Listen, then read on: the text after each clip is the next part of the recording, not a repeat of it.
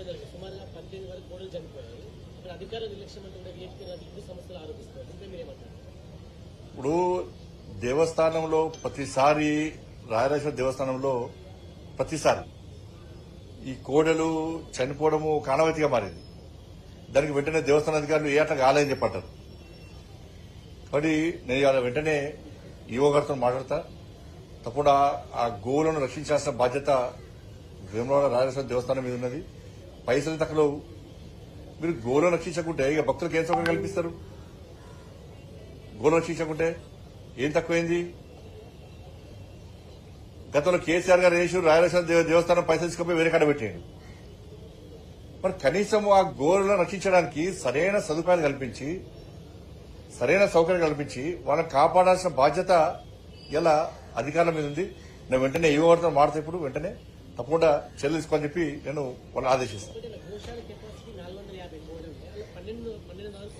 ఇప్పుడు పాత పద్ధతే పెట్టుకోవద్దు కదా, సంఖ్య పెరుగుతూ ఉంటది. దాని తగ్గట్టు సౌకర్యాలు ఏర్పడేసుకోవాలి.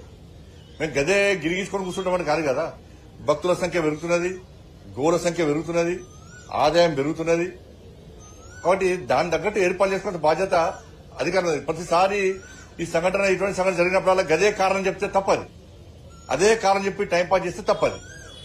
కాబట్టి నేను అధికారులతో వెంటనే మాట్లాడే ప్రయత్నం చేస్తాను.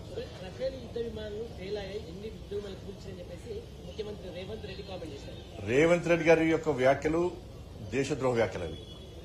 ఇది పాకిస్తాన్ ఉగ్రవాదులను పెంచి పోషించే విధంగా ఉంది. ఇది భారత సైన్యం యొక్క ఆత్మవిశ్వాసాన్ని ఆత్మస్థైర్యాన్ని దెబ్బతీసే విధంగా ఉంది. ఆడ పోయి యుద్దం చేసింది నరేంద్ర మోడీ గారు రఫేల్ వేయలే, భారత సైనికులు చేశారు. భారత సైన్యం మీద మీకు నమ్మకం విశ్వాసం లేదా? ఆర్మీ చీఫ్ మీద మీకు నమ్మకం విశ్వాసం లేదా? ఎవరి మీద విశ్వాసం లేదు మీకు? ఇందిరాగాంధీ అంటున్నారు. అరే 2016లో ఉరిలో నరేంద్ర మోడీ ప్రభుత్వం వచ్చినాక 2016లో వాళ్ళు ఒక్కసారి దాడి చేస్తే చోరబడి ప్రతి దాడి చేసిన ప్రభుత్వం నరేంద్ర మోడీ ప్రభుత్వం. 2019లో 40 మంది భారత సైన్యాన్ని ఆత్మాహుతి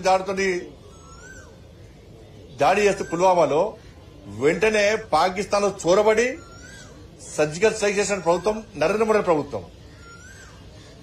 ఇవాళ అమెరికా లాంటి దేశము ట్విన్ టవర్స్ మీద Osama bin Laden twin towers బద్దలు చేస్తే ధ్వంసం చేస్తే 3,000 మంది చచ్చిపోయారు, 6,000 మంది గాయాలపాలయ్యారు.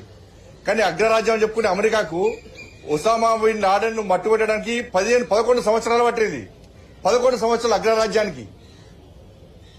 కానీ పహల్గాం సంఘటన జరిగిన 15 రోజుల పాట 9 ఉగ్రవాద శిబిరాలను ధ్వంసం చేసిన సైన్యం భారత సైన్యం. అటువంటి ప్రభుత్వం నరేంద్ర మోడీ ప్రభుత్వం. 11 డిఫెన్స్ బేస్లను ధ్వంసం చేసిన ప్రభుత్వం నరేంద్ర మోడీ ప్రభుత్వం. 100 మంది ఉగ్రవాదులను మట్టుబట్టే ప్రభుత్వం నరేంద్ర మోడీ ప్రభుత్వం. సామాన్య ప్రజలకు ఇబ్బంది కావద్దని కోరుకుంటాం. అదే పదం కొనసాగిస్తారు. ఇప్పుడు యుద్దం అయిపోయిందా? ఇప్పుడు అయిపోయింది. ఎవరన్నారు? సాక్షాత్ ప్రధానమంత్రి గారు ఇప్పుడు యుద్దం అయిపోలే.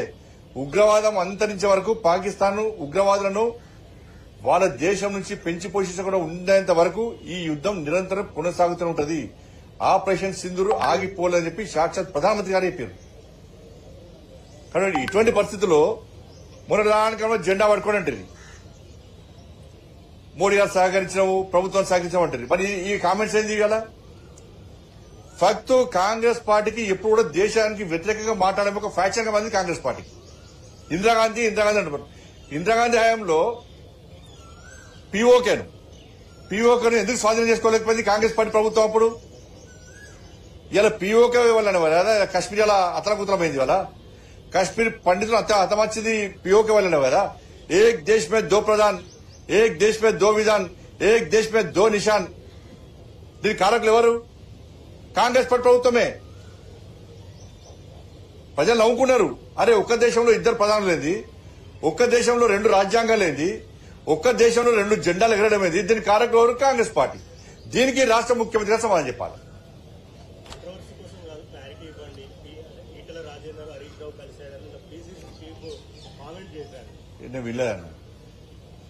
నేను వినలేదు. ఇప్పుడు కాంగ్రెస్ పార్టీ అంత పొలిటికల్ డ్రామా అంతా కాంగ్రెస్ పార్టీదే. ఆ కవితక్క విషయం కూడా కాంగ్రెస్ పార్టీదే.